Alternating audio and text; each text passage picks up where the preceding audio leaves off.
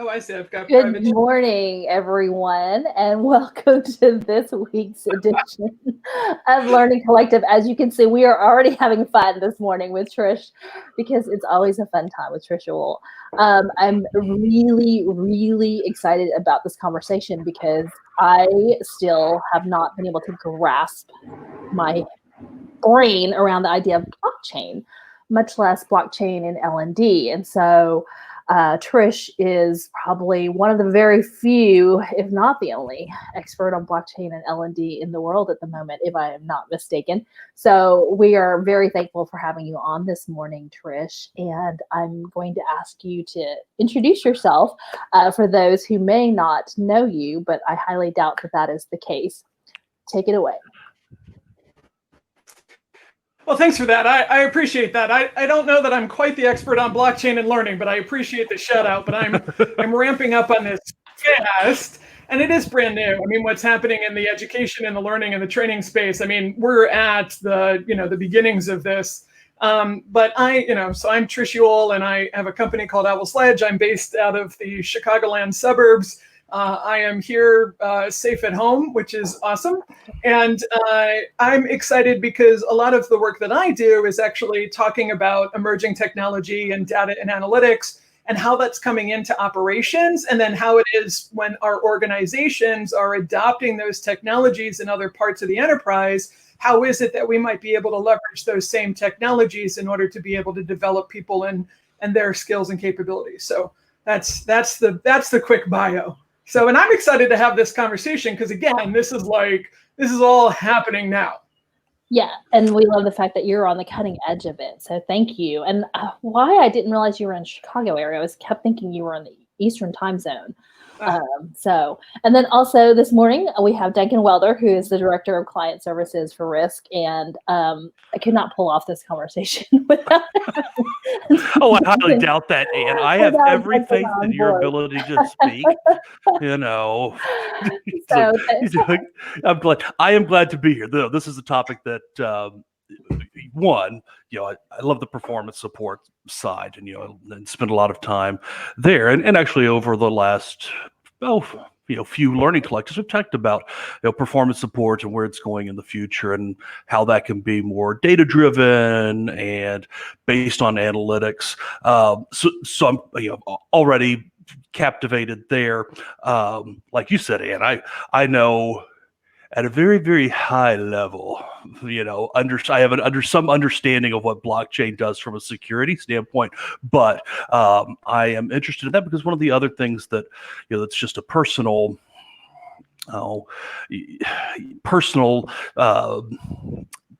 interest of mine is that trust relationship between data creators and data users. So if we have employees or students or whatever that role is and those people are creating data, whether they know it or not, what's the how do you share that, and what's the ethical way to treat that information? So that's a great point. That's a very, very good point. And for those of it who are joining us for this conversation this morning, if you are watching this live, please feel free to drop in your comments and questions, and we'll make sure that we get to them. So let's get to the meat of our convo here. What is blockchain, first off? And, just like I said, it's a high level, but get into as much detail as you need to or want to, just so that we can really understand what it is, and then see the application for L&D as you have. Yeah, and it's a really good question. And actually, I'm going to turn it over to the peanut gallery, if you will, the folks that are tuning in, because I'm curious on what blockchain is to them, or what they believe blockchain is right now. So I'm looking at the live comments, and I promise that I will talk about what blockchain is, and give us a definition. And I'm also going to take us outside of learning. We'll go outside of learning so that we can, because there's a lot of maturity of blockchain in other applications and other use cases. And then if we understand how it's coming into other parts of, other domains, other sectors, other industries, it'll help us then get some concrete examples and kind of see like what's happening with education and learning, and and training and what the applications might be. And I think, so I'm looking at the live comments for people to go ahead and chime in. But Duncan, as we kind of roll into this, you were just talking about trust and people being able to have, like employees being able to have some kind of control or agency over the data that they generate within an organization. Why does that come up for you in blockchain? So when you think about blockchain, why does that come up for you? Well, and again, my understanding on the blockchain side is limited. So for my thought about this is really even separate. What's that level of transparency and what do we need to be sharing with folks there? But since the blockchain can't be altered, right? There's part of the security, as I understand it, is incoming and outgoing, segments are always tagged. I don't know what the ability is to be forgotten in that case, right? Say from a European Union regulation, an employee has the ability to be forgotten and have records expunged. How does that work? That's something that I also face on the XAPI side of the world, where technically we're never supposed to delete a record. You can void them, but if someone has invoked this right, what's the right direction to go for that? But then also, just from a data integrity standpoint, the ability to do that. Some of that tracking, because as I kind of think of it from a kind of a web computer application perspective. So often where you say, you send information and you include a token in that request, that token can only be used once, and then if somebody intercepts that and tries to send another request or push more information over and that token's expired, then I don't accept that data coming through. And I think that, or at least my understanding is, blockchain has some of those same kind of functions where they'll watch that incoming and outgoing data stream there. Exactly. And and that was great. And thank you for that, Duncan, because it's a trust protocol. I mean, so what blockchain is it's a decentralized ledger technology. So let's kind of break that down. Let's start with ledger, right? So when we think about a ledger, like we have ledgers in our lives, like when we talk about our checkbook or what we're doing on Quicken or our bank statements and stuff, I mean, those are all ledgers. We're keeping track of the debits and the credits. So like what you were just saying, Duncan, it's those transactions that are happening, and we usually rely on a third party in order to vet that out, right? So, I mean, if I were to send you money, I would send it to you through a third party, either through the bank, either through, PayPal or Venmo, any of those, Zelle. I mean, I could use any of those types of, but there's a third party that says Trish Uhl just sent, $100 to Duncan Welder, and it needs to get debited from my side and credited to your side in order for that transaction, in order to settle and complete. Mm-hmm. So it's a ledger technology, and it's decentralized, meaning instead of a bank, right? So in that scenario with sending you money through the bank, that's a centralized ledger. It's actually going through our banks in order to be able to facilitate those transactions, those debits and those credits. In this case with blockchain, it's like the internet. It's actually happening on multiple computers at once with no central control. So decentralized ledger technology. Does that? I was going to ask, does that mean that there's an application or a standard that is used by all of the users, I guess, so that they can communicate with each other and speak the same language? Yeah, so that's a great question. So when we talk about blockchain, there's actually kind of like 3 layers to it, right? So there's the technology part. There are 3 layers to it. There's the application layer, like what is the thing that we humans are interacting with? And one of the most, and it would be an application like how we kind of think about applications, or we think about like apps on our phones. It's an interface that we're using in order to be able to carry out some kind of activity. So one of the most fundamental, if you will, applications on that top layer of blockchain technology is going to be a digital wallet. So it's a way that you're able to store. So if you and I are transacting on something of value like money, that means that I can send you the money peer-to-peer. I can send you the money without having it go through a third party, which means that I don't incur those third-party fees. I'm also not then subject to the third-party laws and regulations. I can just go ahead and send you money. So like right now, if I'm transacting with somebody so I'm here in Chicago in the USA, if I'm transacting with an organization overseas, like in the United Kingdom, the bank controls how much money can be exchanged at what time. And, when we think of things like wire transfers and those types of things, the bank actually controls who can exchange what money when. In peer-to-peer, in a decentralized ledger technology like blockchain. So blockchain is, and let me take a step first or a pause for a moment. And blockchain is one kind of DLT, of decentralized ledger technology. Okay. There are others. Blockchain is the big one because of fundamental use case, which we'll get to in just a moment, called Bitcoin. So we'll table Bitcoin for a moment because Bitcoin and blockchain are not the same thing, and we'll kind of sort that out in just a moment. Good. But if we're exchanging something of value, it's going to go through our digital wallets, right? So that's the application layer. And then we've got beneath the application layer, we've got that protocol layer, right? There's a protocol layer, and that's where we get into kind of, what exactly is happening in order to be able to process that transaction.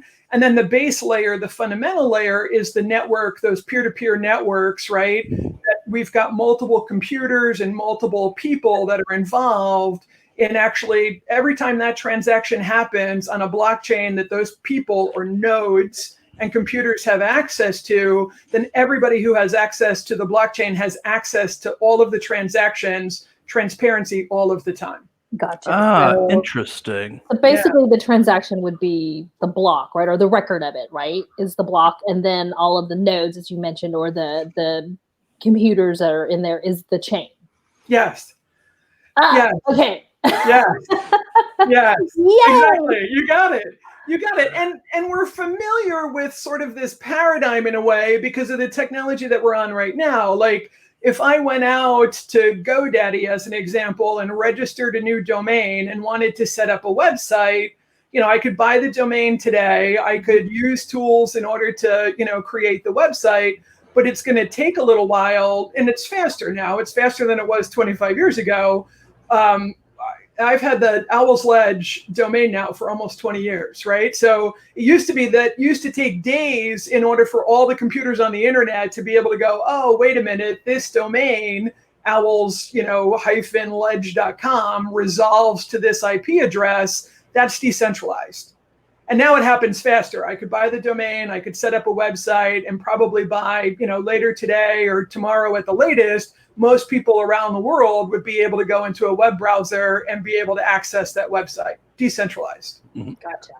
Good morning, Kristen. Thanks for joining us. Hey, Kristen. He has a question real quick here. In the Venn diagram of an LRS and DLT, what are the similarities and what are the differences that we should be aware of? Yeah, it's a really good question, Kristen. So in the same case, you're logging transactions, right? So in a learning record store, and Duncan, of course, you can speak much more to what an LRS is, but you're logging transactions. So let's start with that. What is an LRS and what transactions are being logged to an LRS? Well, generally, from an LRS perspective, or learning record store, it is receiving data, and and it's all historical, right? So it's all things that did happen, right? This person did this group did this machine did this or had this kind of result. So it is more of what I think of as a almost like a Twitter activity stream, right? Where I get these bits of data coming in. The way that the security or the authentication happens is if again, one of those that's more of a security protocol where you're given permission to write things to a learning record, or to read things, read and write from the store there. So there are certainly pieces of information that provide context and who made that that transaction. What That it was, metadata around the transaction. and even down to things like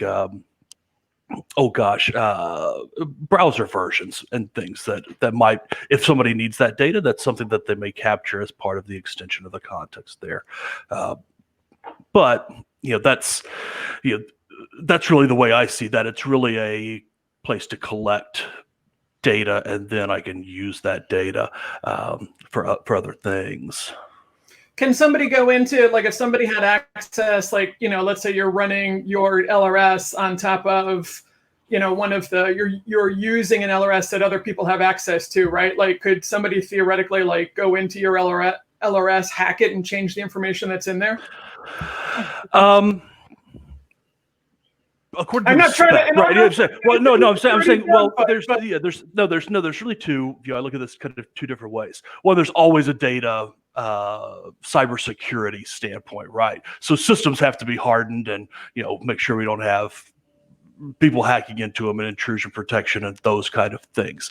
So that's a bit of a different animal. So I look at that as there has to be that level of protection out there, and we're messing with the data anyway.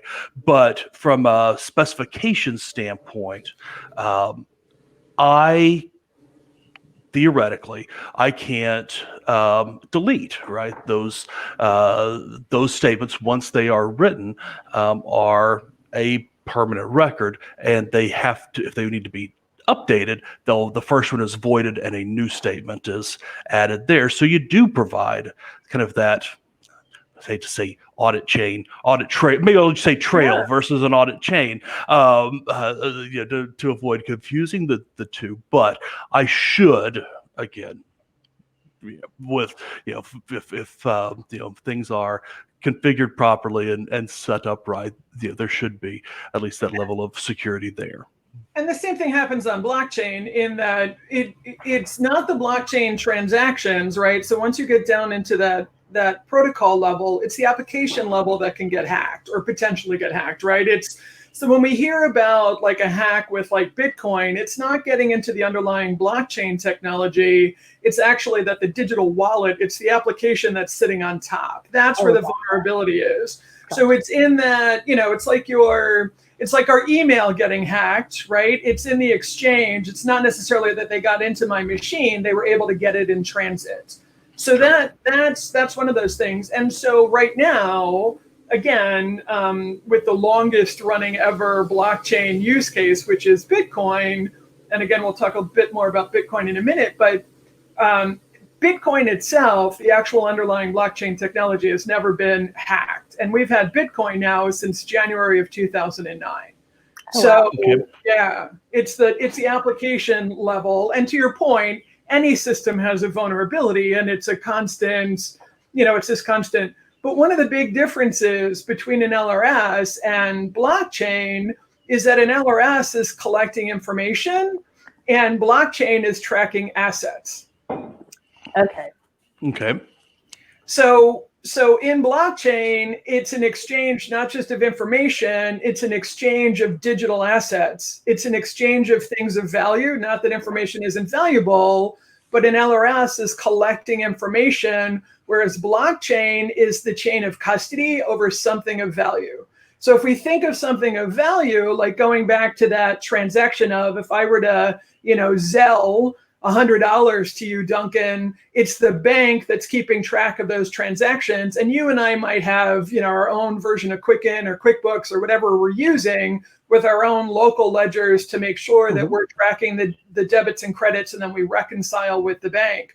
But the chain of custody, or that record, is happening with that third party. And then we're trying to do our own, reconciliations on our own, endpoints. With blockchain, anybody who has access to that blockchain has visibility across the board, right? So they can see the transactions, and again, you can't get into the layer of being able to manipulate those transactions. But if somebody hacked your digital wallet, they would be able to then, they'd be able to get into the digital assets. Similar to, I guess, if you use Venmo, right? And you don't make your, you just leave your feed public, and you see, like I see Duncan sends money to his son, or vice versa, things like that. So that's the chain where everybody has access to and can see it, but I can't necessarily access his money or his account.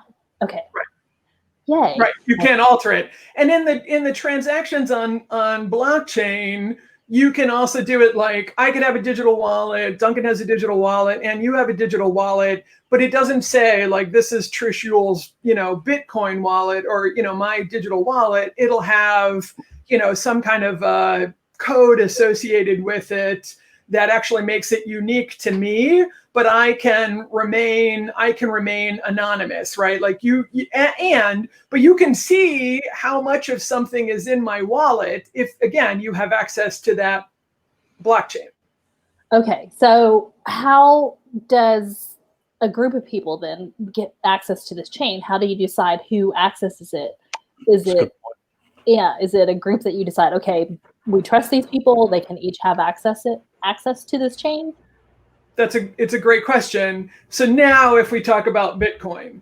So Bitcoin is cryptocurrency on top of blockchain technology. Okay. So it's an exchange, right, of something of value that's actually being handled on top of the DLT, on top of blockchain, right? And so what happens in Bitcoin, if you went out and got a digital wallet right now and decided to go ahead and buy Bitcoin, again, your digital wallet would be, the contents of your wallet would be visible to everybody who's participating in Bitcoin, but they wouldn't know that that's you. Okay, so it would be, there's some kind of identifier, like, TU is your initials, right? Or DW, but I don't know. It would be a string of numbers. It's a string of characters that there's no identifying information. Okay. So I wouldn't necessarily know that amount of money or that wallet belongs to Trish, or that wallet or that amount of money belongs to Duncan or Kristen, but I can see what's in it. Correct. Okay. Yes, because again, transparency. So now we can see, like, the money, in this case, the cryptocurrency was here and now it's gone to here. You can see the movements, you can see the transactions. And again, it's everybody who's involved. And right now on Bitcoin, there's about 10,000 nodes that are actually participating in Bitcoin. There's about 10,000 on that particular blockchain. Okay, so there are more than one blockchain so more than one group. So say, for example, again, I'm going to use, so say like the guild is one group and then ATD is another group, and they each have their own blockchain, if you will. Yeah, you can have exactly. So you can have a private blockchain, which is part of how it is that we're bringing it into organizations now. So there's a private blockchain, but then there's also a public blockchain. So Bitcoin is a public blockchain, but we could also go out to IBM as an example right now. We could go ahead and say, you know what, we're gonna create an ecosystem together between both of our organizations, and we want to be able to, bring on people into that ecosystem to exchange things of value, right? Could be content, could be credentials, could be, information. It could be training materials, it could be video, it could be, a number of different, assets of value. But we could go ahead and go to like an IBM and be able to set up our own private blockchain of what's happening. So let's take a look at here's a cool example of, do we want to see blockchain in action? Do we want to see how it's okay. So I'm going to have, Anne, thanks for bringing that up. I'm going to see if I can. While you're bringing it up, I'm going to show Kristen's comment real quick. She's like, that's a really helpful distinction. Thank you. There are definitely a lot of similarities, but thinking of ownership rather than a transaction history is useful. Awesome.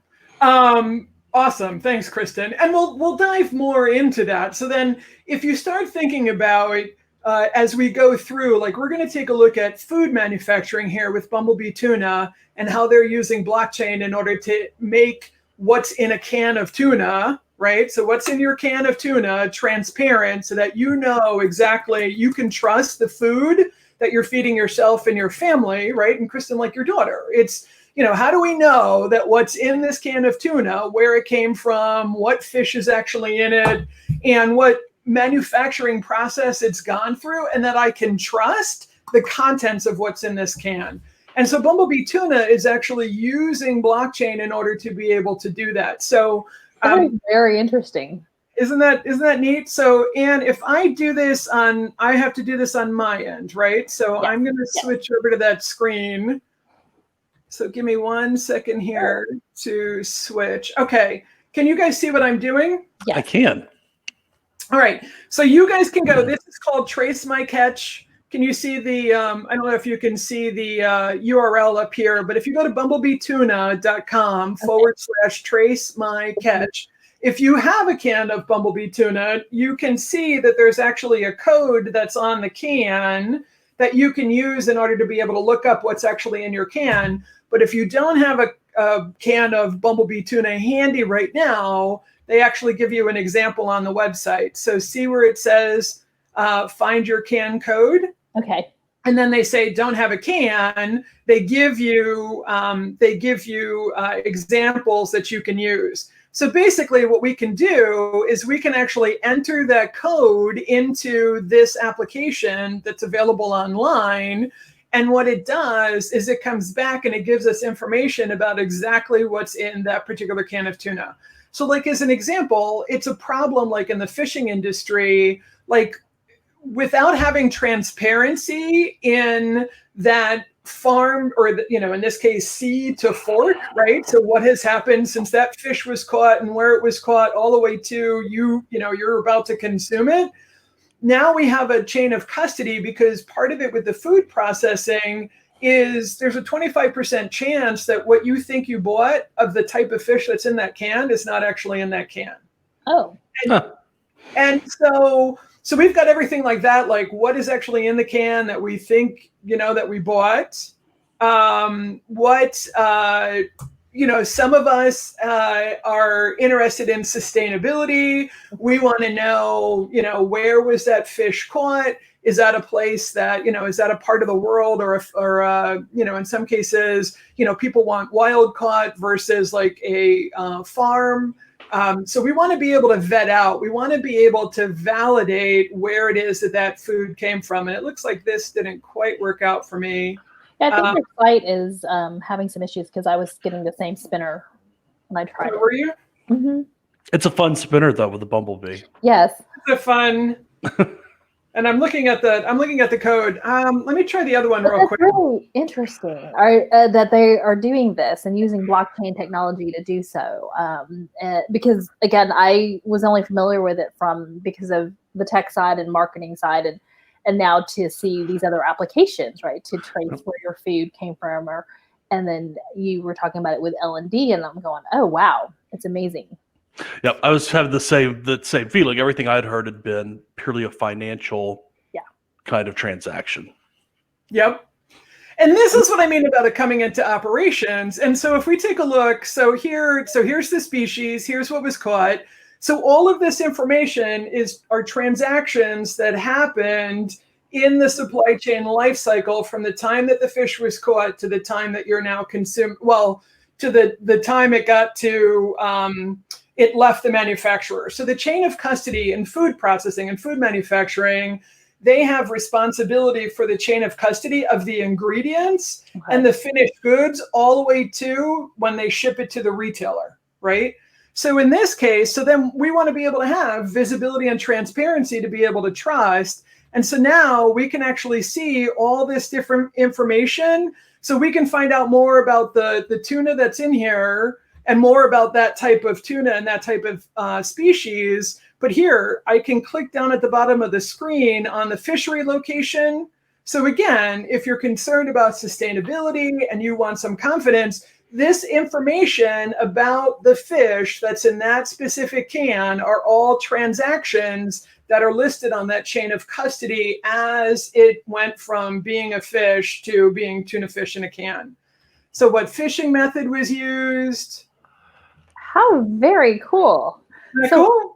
that is cool. So then they have to depend upon, I guess, their purveyors to make sure that this information is accurate, right? And they're feeding it to Bumblebee, or they each have access to the chain or the technology to be able to input this data.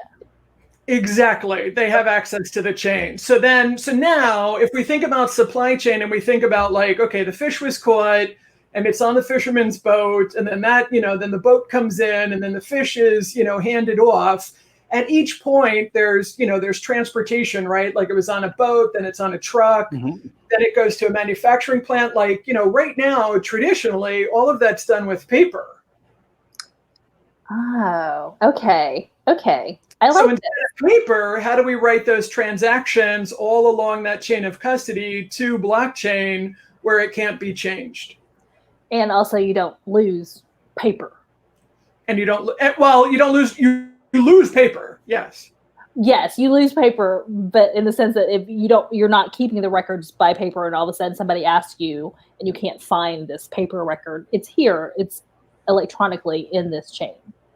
Exactly. And everybody along that supply chain has access to be able to see what has happened as the fish went from raw ingredient, right, caught, to raw ingredient to finished good, right, into the can of tuna. And so then this is how I actually got involved with blockchain. This is how it started. I was like, wait a minute, what? And it wasn't directly with Bumblebee Tuna. I was actually working with another food manufacturer, and we were working on traceability. This is traceability. We want to be able to trace back from the consumer all the way back to what has happened. And part of what was interesting to me at the time was, so if we think here in the United States, do you remember like a couple of summers ago where we had the big spinach E. coli breakout? Oh, sure. Mm-hmm. The outbreak that seems many, many crises ago. But pardon me. What's that? I said, pardon me. Maybe you tried to kill me. No, sorry.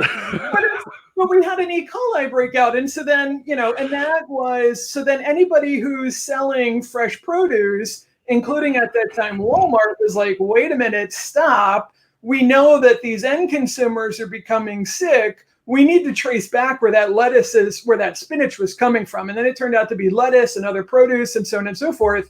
And actually, because of that summer and that problem with produce and their inability of being able to trace it back fast and actually get to the source and put a stop to it. So, I mean, not only put a stop to it, right, to figure out, well, what needs to happen in order to prevent future food or ingredients from being contaminated, but just even to figure out, like, what needs to be recalled, right? Like, where is this coming from where we need to be able to recall this stuff? It was a problem. They couldn't do it. And so what Walmart actually instituted back in 2018 was that any fresh produce supplier that they work with in Walmart stores had to implement blockchain within a year. Oh, wow. That's interesting. I'm going to bring up a comment real quick. That was as we continue. Maritime Blockchain Lab started out tracing fuel quality to reduce emissions. It looks like they branched into certifications too. Blockchain is ruling the seas at the moment. Yes.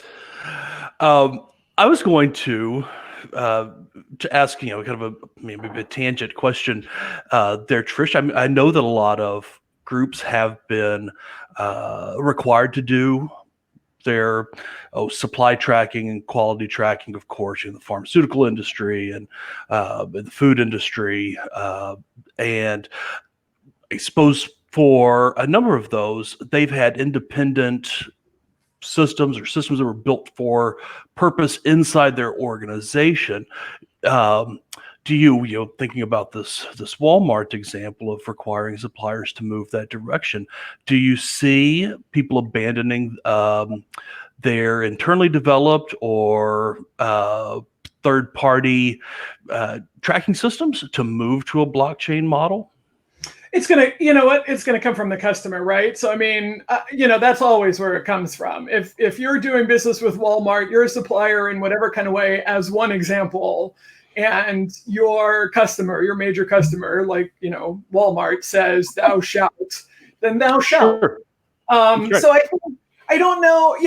There are certainly challenges with blockchain right now. Of course, some of the things that you brought up before, regulatory, right? Not always. We don't always want when we were talking about the privacy, like with the work councils and with GDPR in Europe and the right to be forgotten, like those types of things.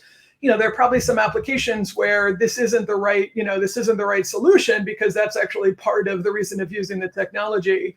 So, but that being said, one of the things that's happening now is that there's a lot of conversation because of the pandemic and because of, so now think about protective equipment, think about masks, think about gowns, think about all the problems that we've had with supply chain and the lack of transparency and who did what and who said what and what was going on here and there and where is this coming from and where is this sourced, and think about, it's not only the goods that are moving through the supply chain, but now it's the information, including certificates and certification about those goods, right? So there's some Inspector 12 somewhere that's stamped this, this is a quality product, or like in the case of the fish or the case of the spinach, this has been tested for contaminants, right? And whatever authority in the supply chain is saying that at this point in time where we vetted it out, it was clean and we processed it to move forward in the supply chain.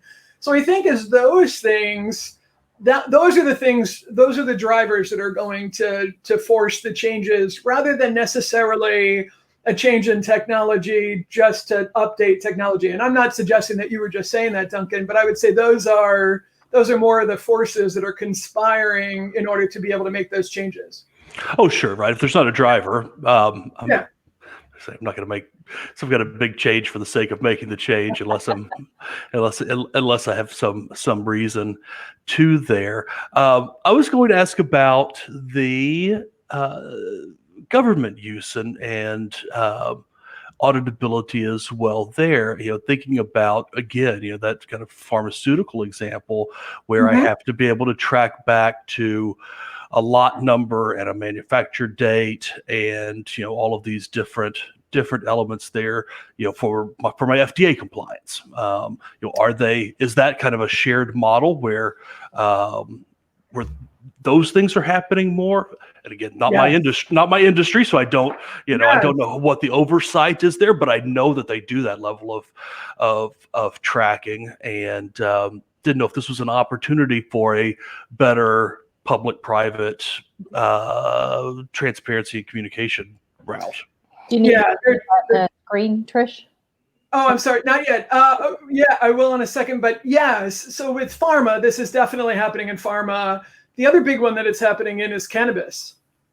Oh, really? Because again, think about it, and even with it being legalized and so on and so forth, it's still a controlled substance. You still want to have confidence in the quality of what you're getting. You know what I mean? Like, where did it come from? Where was it sourced? Who's had access to it? How has it been tested? All of those things along the chain of custody.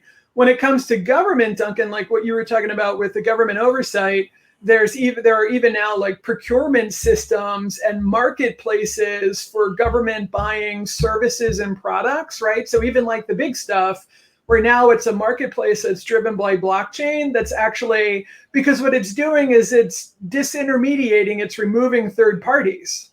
Okay. Right? So now the third parties, the gatekeepers kind of have control.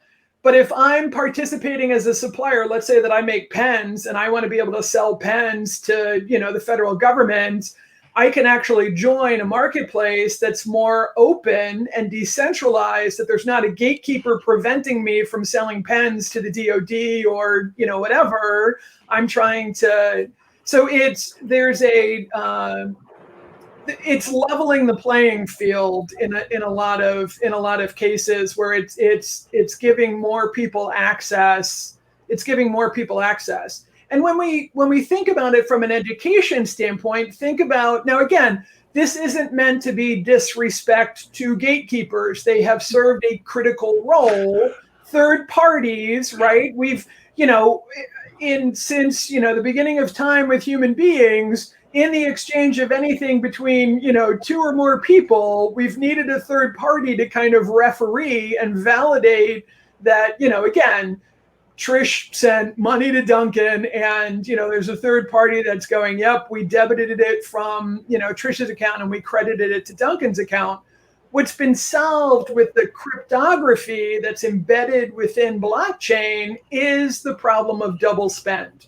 And this is the difference between information and assets. Information, like right now, as an example, so the double spend means that I sent the money to you, which means that I no longer have the money, and you have that money now. Right.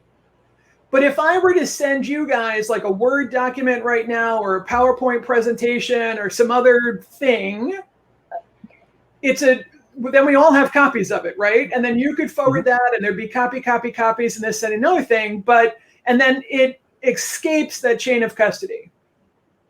But if I instead have those assets on blockchain and I send it to you, then just like currency, it's gone from, or just like money, it's gone from me to you. It's that there's now a transaction on that blockchain that says, Trish sent that file to Anne. I no longer have it, and you have custody of it now. Okay, that makes sense. All right. So think about credentials. So when we think about, like, if I were going back to school right now and I needed to go back to my previous universities to be able to get my transcripts, I have to go back to my previous universities to get my transcripts. What if I just had access to every learning experience, every credential, every qualification, every badge, every diploma, every certification, any of my qualifications and experience? What if I just had access to that on blockchain? And that when I provided visibility to that to a new employer, to another academic institution, they could just see everything and trust that is a transparent and trusted record of Trish Uhl's work history, credentials, and so on and so forth. Yeah, and I've had this discussion a lot of times, less in the U.S., but a lot in Europe with, why don't I have my own digital CV that includes everything that I've done from an academic standpoint, for training maybe that was work related, training that was outside of work, maybe it's hobby things that I happen to be involved with, and and have some kind of expertise, but then being able to determine what of that is shared to another group, right? So I'm not going to send someone everything, right? Because you probably don't care how I did in 8th grade algebra, but there are that or I did something like a new employee orientation in my previous company. Just, it's not something that's going to transfer to you, but to be able to have all those assets in one place and to be able to share them with the confidence of having some accuracies. That's one of the things now with the process so often is it's, everybody makes jokes about lying on resumes. People talk about lying on resumes, probably just less than lying on taxes, right? So well, and think about, and how much does it cost to curate all of that? Oh gosh, can you even, right? I mean, I don't know half of the things that I've been through in that case. I know the big ones. I get you a college transcript. So that's a great example of utilizing it for that way. I hadn't even thought of it in that sense, and I haven't had those conversations that Duncan has had the benefit of having, say, in Europe about these. But as you were talking about it, I thought, okay, that just makes so much sense, because when you're applying for a new job or moving into another, opportunity or whatnot, oftentimes these are things that are asked for, and you're scrounging for stuff, right? If you have paper, if you have a file, I'm like, let me go scan all these and send it to you. This would be wonderful to be able to say, here's my block, and here's all the assets, the information that you would need. Yeah.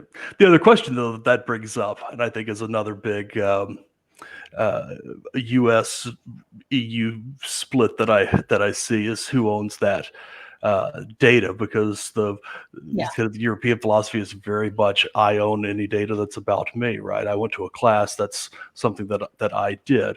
We're very often in the U.S. we tend to allow companies to own, or companies believe they own, a lot of that data about individuals because they were on the clock when it happened. So anyway, total sideline there. So if I'm following this conversation correctly, I know I'm not following, if I'm understanding it correctly. So if you say, ask for your college transcripts or these records of your training from a previous employer that are now put into your block, they no longer have that information, right? It's all in the block because it's not the double spend, as you mentioned. Yeah, that's a really good question. So then everybody has access to, everybody, again, participating on that particular blockchain has access into the transactions, or visibility into the transactions, right? So they can see. Now, if they sent me an actual certificate, the custody of that digital or physical, like I'm certified through the Project Management Institute, through PMI. And they send you a certificate that's suitable for framing that could be hung on the wall. Well, what if that actually had an asset tag on it?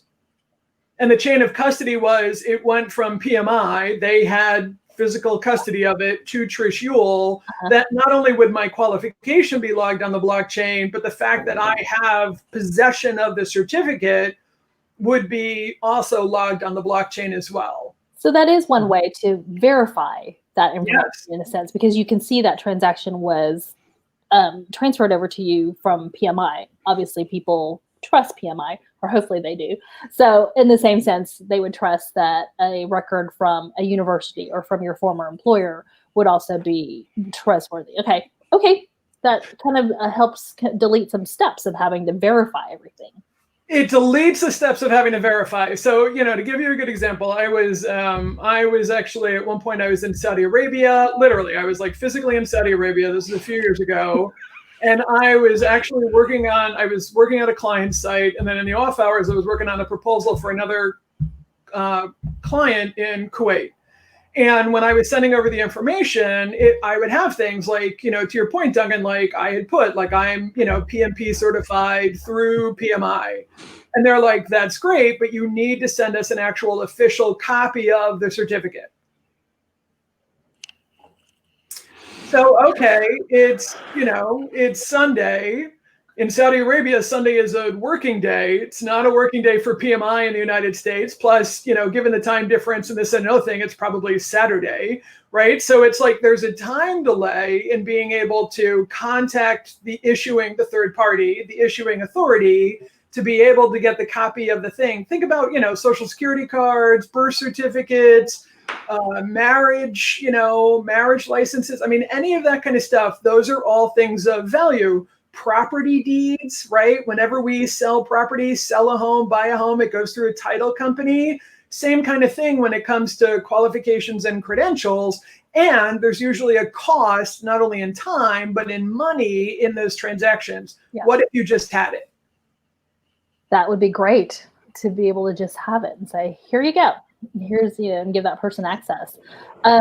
So in the sense of think of blockchain and how you would, I guess, track performance support. And I was thinking about this as you were giving us the Bumblebee tuna example, which I'm still like, wow, I'm going to go on that website after we get off here and play around. track all the food. I'm going to go buy a can of Bumblebee. I was going to say tuna for lunch today. I know. Let's go to the grocery store. So if you have this chain, this to track, say, employees' performance support, right? Like you see that Joe had to go back through this specific training and it's there in his block, his record. And then Trish exceeded this performance over here. So is that how blockchain would be able to be used in performance support, to be able to go back and say, oh, Joe needs additional training here. We see that he's had some issues because of the records kept, and Trish should be on to the next level. We don't need to redo that training for her. Is that how it would be best utilized? Those are really great questions, and I'm going to ask you, can you bring up that screen share? Oh yes, absolutely. For a moment?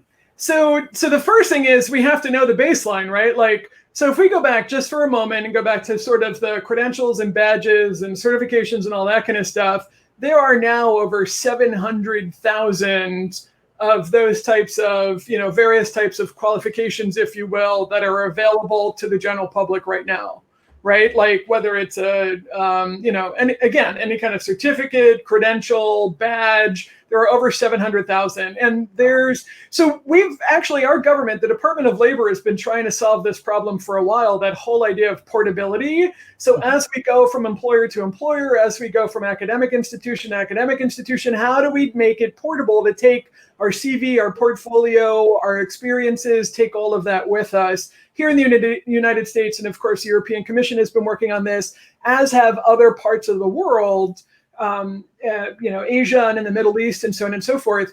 And so we can see, so Workday has actually now implemented blockchain for credentialing, because again, it's not just the credential or the what it is that you've done, it's the metadata or the information about what you've done as well, which is data, which we can analyze. And so to your point, and what we can do, if we were using something like the credentialing on Workday, and let's say that it's automated, right? So as you have an experience or as you complete something, it automatically gets logged in that transaction to blockchain. That means that we can now run the analytics or even automate the analytics and use, artificial intelligence and ML and whatever in order to be able to figure out what do you individually need next. Gotcha. Okay. And that could be performance support. That could be the next step in your career progression. That could be a course. But if we think about the things that the outputs that we traditionally produce in L&D as a thing of value, whether that's a training course, or if that's a video, or if that's a job aid, that's an asset. And the reason why we don't exchange assets all the time is because of the double spend issue. There are some assets that are proprietary that people have to earn or buy or whatever it is. And now blockchain gives us the ability of being able to automate that. And one of the ways that we can automate it on blockchain is through the use of something called a smart contract. And a smart contract is basically just code that says, okay, when this happens, do X. Okay. And log it here. And there's another blockchain that's called Ethereum. And so we run smart contracts on top of Ethereum. So when Trish sends this to Duncan, so instead of the bank, right, with the money having to say, this transaction happened, so go ahead and credit to Duncan, it automatically, the smart contract goes, Trish sent this thing of value. Let's say that it was, so I could send you like a whole training manual of stuff, but now we see where the chain of custody went. It went from me to you, and maybe there are only so many of them that I've issued, right? Maybe it's, I am only allowing 10 copies of that particular training material. Mm-hmm. We can actually then tokenize. Yeah. And then limit how many of the copies are sent out, and then limit how many. So it's the whole thing about, the limited editions. Okay. But the digital version.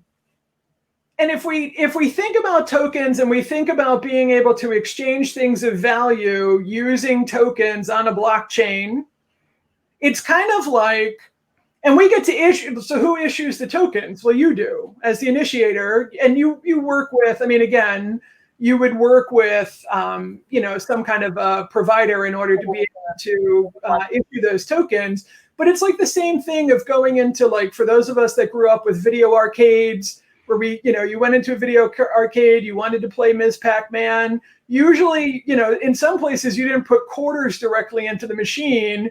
You had to exchange the money for tokens that were only good at that arcade. That's a great example. Kristen has a question. Would the smart contract essentially map an automated, validated learning path? Exactly. Okay. Exactly. And those are three of the biggest applications that are happening in learning and education right now. The first one is what we were talking about with the exchange of qualifications and the tracking of qualifications and credentials. The second are learning paths, right? Being able to then automate, right? The smart contracts. When these things happen, then go ahead and do this next, the smart contracts. And then the third thing is this exchange of content, this exchange of things that are good. And one of the things that I really want to encourage everybody to do, and I'm going to give you a really good resource in just a moment here where you can go and check this out within education and the learning community. But I also really want to encourage everybody, I'm going to tee that up right here too, but I also want to really encourage everybody to go out and take a look at what is happening in blockchain outside of L&D. And the reason why I want you to do that is because, again, we have, like Bitcoin is blockchain technology with that first use case that's 11 years old, right? And if you look at blockchain in other contexts, you're going to be able to see how blockchain is being used in the exchange of services and goods and then have a better understanding.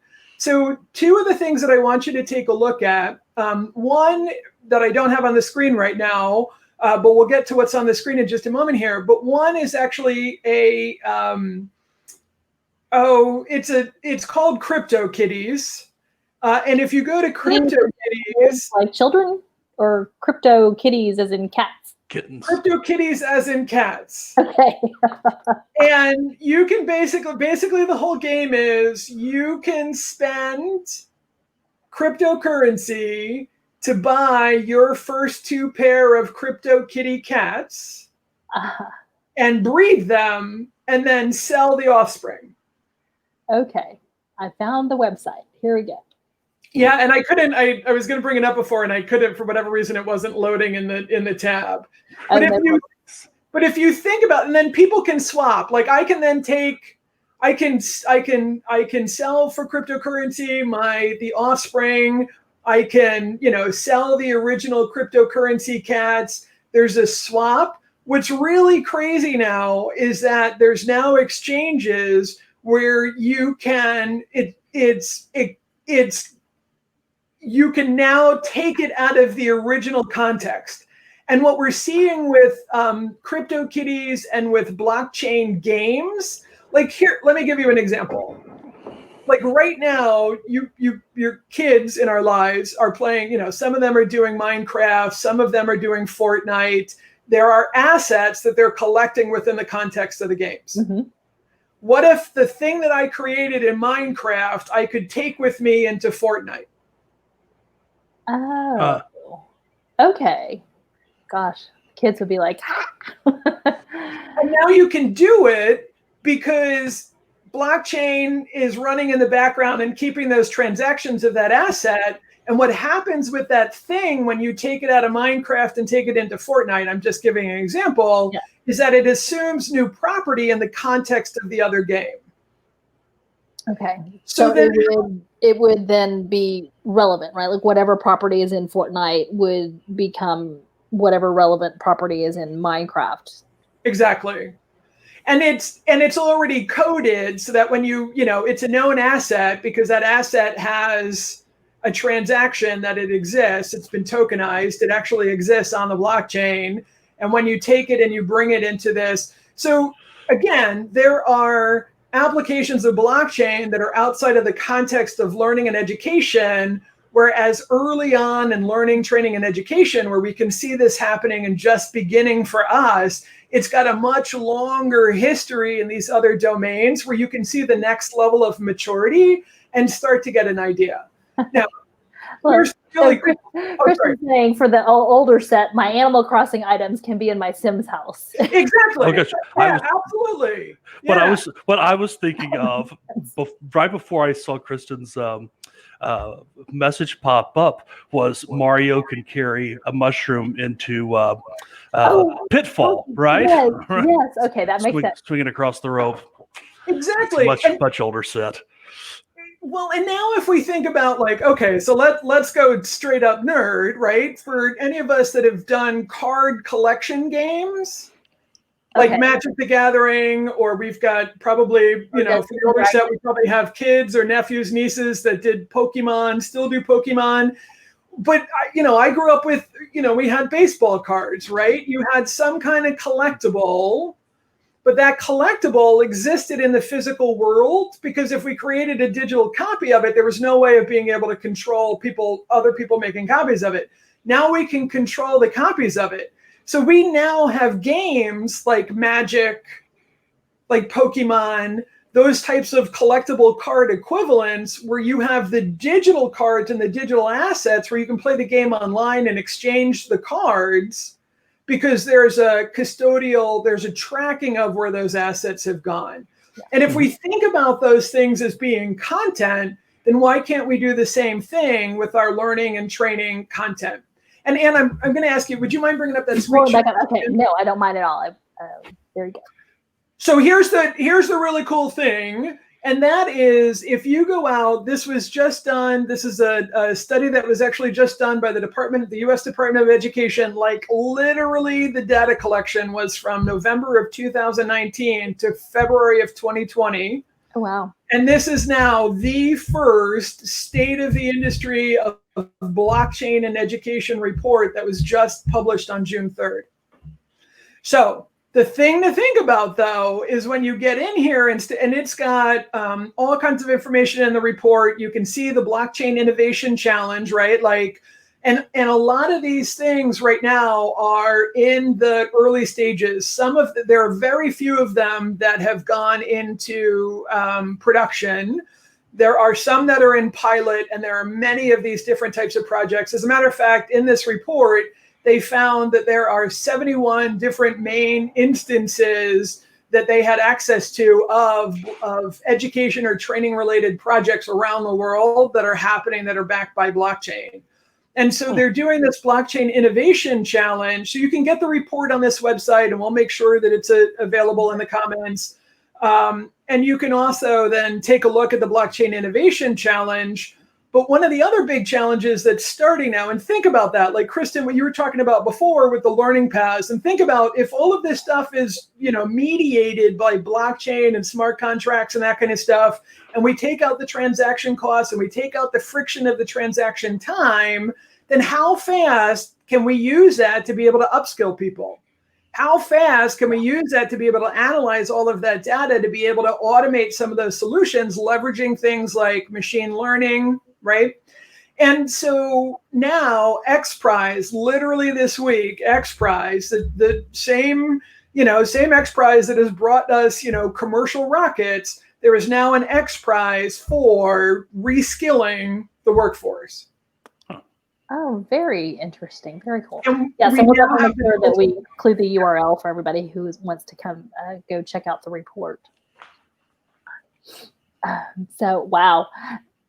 I can't believe that we have been chatting about this for an hour now because it's the time has flown by, that's for sure.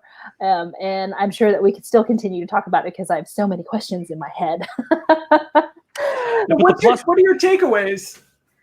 Oh, so my takeaways is some of the questions that I've already asked you. I was thinking, again, one, I definitely understand it a little bit better. So thank you, Trish, for sure. And because I kept thinking in my head, it was more like I couldn't wrap my head around how people access it. And so explaining it as a digital ledger and how the blocks are the pieces of transactions or records, and then the chain is literally just the nodes, that has helped me understand it better. But I can see how I really love the applications for learning, as you mentioned, and being able to take your credentialing with you and having access to that. But also, one of the things that popped into my head too was, in our world, a lot of our clients are, the training is very compliance driven. So there's annual compliance requirements. So how would we then be able to utilize this to keep track of that for them? Because you have to make a record of this. Otherwise, when OSHA comes in or whoever audits you and you don't have this record, then you're in trouble. So that's a takeaway that I've had in my head. I thought we could have discussion more of. possibly, at a later date, you can come back. Yeah, awesome. Yeah, I was kind of thinking the same. There are systems for validating or verifying that someone has particular competencies. I mean, I see a lot of this in contractor pools where there'll be a central system that people, even though contractor A, contractor B, they're all doing their own training, but they upload their qualifications to this third-party system so that when I, as a company that needs to hire a contractor, can go out and say, all right, they have qualified people in this area, do some of the validation there. But the power of that, to expand to have, some real, some real validation that that these things happen, right? Because you're always concerned with, with the data side, right? So Well, yeah, how and does then it get there? right, and back to that too, and just in our high industry, or excuse me, high consequence industries that we work with, if you have, say, a certification for welding or whatever that may be, and if you go to another company halfway through the year, you don't want to have to redo that. And if you're able to have that credentialing go with you or have that company be able to access it, then, oh, you can start tomorrow instead of having them sit there and wait. Oh, we've got to verify that you took this course, that you actually passed it. So that's another, I think, way to help make that be more effective, rather than having someone wait to get on the job. And that's both time and money and productivity that's effective. Yep. And thinking about the giant groups, the Red Cross comes to mind, right? Yep. Does a ton of training. Not that they don't train their own employees. The vast majority of their training is people that are outside that need that that certification. Goodwill, right? One of the largest training organizations in the U.S. at least. And doing mostly job transition kind of training. So, gosh, if I'm there to improve my skills to get a job or to change to a different job, having the ability to share that validated certification is certainly nice. It is. Christian has a quick question. It may not be a quick answer. It may be a whole other session. I really want to know more about how we develop or wrap content to support this tech. Great question.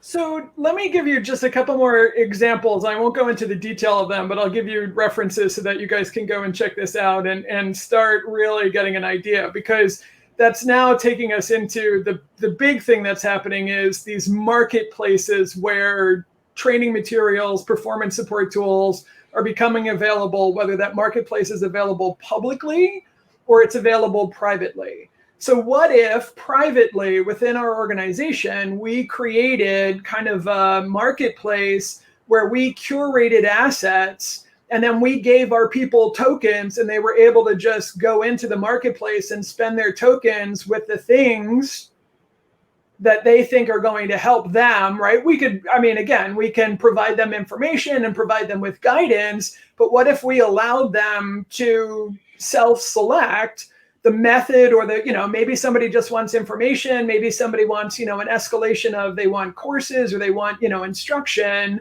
maybe they want a combination, they want things to read and they want, a community of practice to participate in, then people kind of get to do their self-directed, because again, it's getting to be too big for us to be able to sit to be the gatekeepers ourselves to determine everybody's individual path. So how do we give people some level of agency to be able to control their own adventure and provide them with tokens? And by doing that, we can then see the market decides, right? It becomes a free market of training content, if you will, internal to the organization, where we can now see what people decide to do and then we can also measure, right? We can measure downstream and take a look at validating results against whatever kind of business metric or people performance metric we're trying to move the dial on.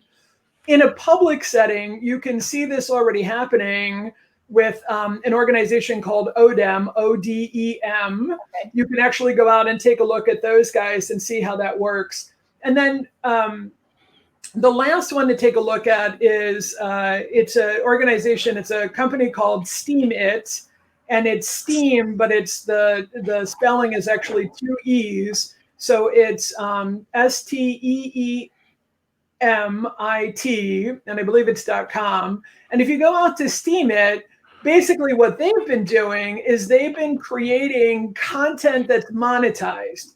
So what that means is if I went out and shot this video and put it up on YouTube right now, in order for, well, you guys, right, you're going to shoot this video, you're recording the video, and you're going to put it out on YouTube. But if you were going to monetize this video, you would have to set up on their advertising model, right? So the way to monetize it would be to drive traffic to it. And then the more people that come and see it, then, you've allowed advertising on your channel and all the rest of it. What happens on Steam It, we could take the same video and it would be immediately monetized by being published to Steam It. Okay. Gotcha. Because it's mediated by blockchain and smart contracts. Gotcha. That's, yeah. And so the asset knows what it's worth and actually negotiates the financial terms of its use. Oh, very interesting. Yeah. Then you've made it a much more efficient and streamlined process to do so, for sure. One last question as we're wrapping up, because again, I could continue to sit here and talk to you forever, but we all have to get back to some kind of work, right? I know you mentioned IBM as a platform for blockchain technology, or to build on as a provider of it. Are there any other providers right now, or is IBM pretty much it? Because you brought up Workday, and Workday belongs to IBM, and so it makes sense that they are utilizing the technology for credentialing. Yeah, it's a really good question. So Ethereum, there are Ethereum-based, and again, somebody has built a solution on top of Ethereum, right? So you're leveraging the power of Ethereum through somebody's application, which gives you the ability to create your own ecosystem or whatever it is that you're trying to produce. There's a new blockchain that's coming out right now that's called Polkadot, that's available. Amazon now has, so just like we can go to Amazon and we can go to AWS and we can get artificial intelligence as a service, you can get blockchain as a service. Okay. Same thing with Microsoft, the same kind of idea.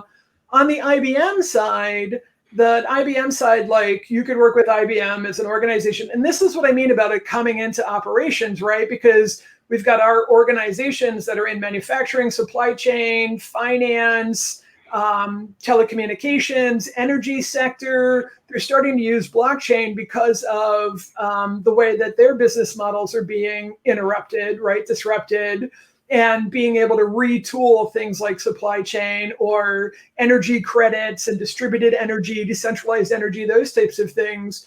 So as it's coming into the organization, they're working with these players. And then these players, of course, like IBM through Workday, is looking for other applications of being able to leverage this technology infrastructure that they've set up in order to drive, these other operations. So IBM is behind. IBM also has, Hyperledger is based off of the Linux Foundation. And of course, IBM now owns Red Hat. So so that's another thing, like you can kind of, again, this is just nascent. It's just starting out in our domain, but you can see the big players have lined up to make significant investments. And then also in our personal lives to look at blockchain, like the cool thing, like Bumblebee, tuna, and applications in food and what we're feeding ourselves and feeding our families. And again, for quality, trust, and sustainability, we can also look at property. The other big thing is real estate that's getting tokenized right now. And so you can look at what is happening. And we were talking about this a little bit before. It has to do with the interoperability of data and platforms. And it also has to do with regulation. So here in the United States, we've actually been really late to the game on regulation that has to do with blockchain and cryptocurrencies. That's not true in the rest of the world. Yeah. So when you're hearing all of these things about like China coming out with a digital currency or Facebook coming out with a digital currency, it's because of the underlying blockchain technology and the cryptography, which of course is a whole other conversation. But what it means is, look to states like the state of Vermont So the state of Vermont is one of the first where instead of going through a title company, you're starting to tokenize real estate so people can go peer to peer. And the chain of custody of that property, then, that physical property, that home, that commercial building, whatever, is logged on blockchain. And then Wyoming is one of the big states in the United States that's actually one of the leaders in regulatory around blockchain technology. So we have it here in the United States. It's just not evenly distributed. Huh. Those are industries that I wouldn't have thought about either, right? Real estate. So that's definitely very interesting. And I think there are lots more applications that as we are exploring it, or a lot more industries that can find use for it.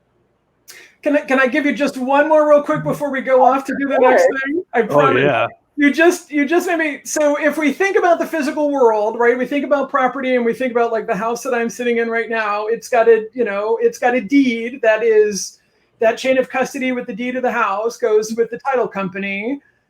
If we think about the world, the earth, there are companies now that have actually segmented the world into hexagons. So they're even hexagons. And so when you're standing in the physical world, if you have your smartphone with you, and who doesn't, like if I went and stood out on the street in front of my house, then what if there was content that was only available, digital content that like AR or VR content, immersive content that's only available when you're in that physical space? Okay. And if I stand there and access that experience, right? Like I'm making it up. Maybe it's a Star Wars experience, like characters show up, or it's like Pokemon Go, like the same sort of idea, like it's it's tagged to geolocation, but I'm having that experience. And what happens is, mediated on blockchain, is that then everybody who had something to do with creating that experience, so the content creator, the person who owns that particular hexagon or collection of hexagons in that particular physical space, the person who marketed it, who promoted it, what if everybody automatically got paid out as people accessed that experience? My little marketing heart is very excited about this. Oh, that's very cool. It's very kind of similar to what Snapchat was doing with the filters, right? If you were in a specific location, Yes. you could access these filters. So that was the experience. But that would be developing it beyond just a filter. I mean, people thought that was fun, but if you can have this entire AR or VR experience and be able to utilize it for marketing or learning or whatever else, that's mind-blowing to me right now. And monetized. Well, and the tracking side, right? I saw several years ago, I saw a application at a conference in Germany where this was just geo tagged, but you could go to different places, and it basically was a self tour. So if you had an iPad, you go into the square and you hold it up and it would superimpose, this some of the super protests and revolution stuff. But this was where this protest happened, which kicked off this thing, and then you go to the next square, the next block, you look at the next building, and you get the superimposed view from whatever year. So that's very cool. I thought that was very cool at the time. But now the idea that, gosh, this could be really a collective opportunity, right? People could feed multiple sources of data in for that same your same little box. Exactly. And that everybody gets paid out whatever their percentage of that revenue is from people, paying for and accessing that experience. Note to self, new investment. Yeah. Oh my gosh, Trish, this has been a great conversation, and I'm telling you, I could continue to have this conversation. Absolutely. But thank you so much for being on today and really explaining to us what blockchain is and all the different applications. And we would love to have you back on and we can continue this conversation.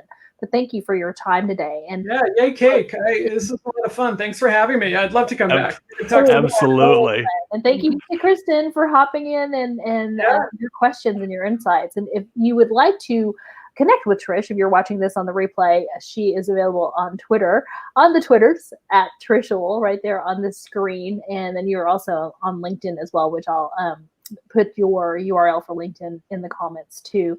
So thank you again. And Duncan, thank you. Oh my gosh, this has been great. I have enjoyed it. And Trish, I look forward to actually being able to see you in human form again.